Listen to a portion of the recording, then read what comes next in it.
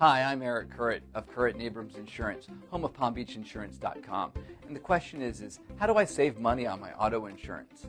And the fact is there's three main places that insurance carriers charge you for insurance. And those are your credit score, your tickets and accidents, and your prior coverage. And first of all, you go, wait a second, I can't affect my credit score. But you can.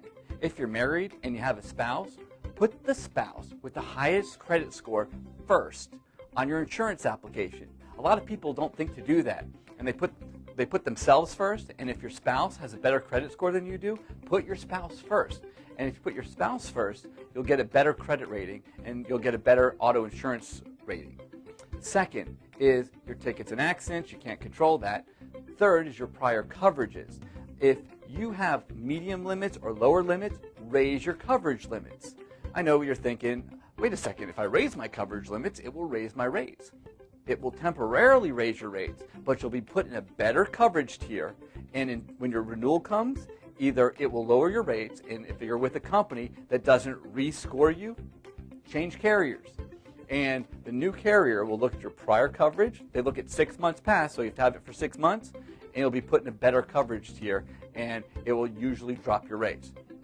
The next thing is comp and collision.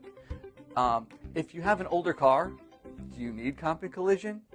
It's up to you. But if you have your father's Oldsmobile, if you have a 1987 car, so now the car is 14 years old, and all of a sudden it's, you have to pay the premium on your comp and collision, you got to pay your deductible on your comp and collision, and is it even worth it to have the comp and collision on that car?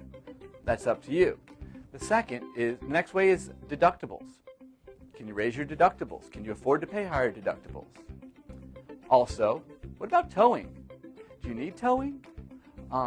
If you have towing if you have AAA and you already have towing, do you need to pay for towing? I know maybe towing is only $5 or $6, but I'm not paying $5 or $6 if I don't have to pay $5 or $6. If it's redundant, don't pay for it.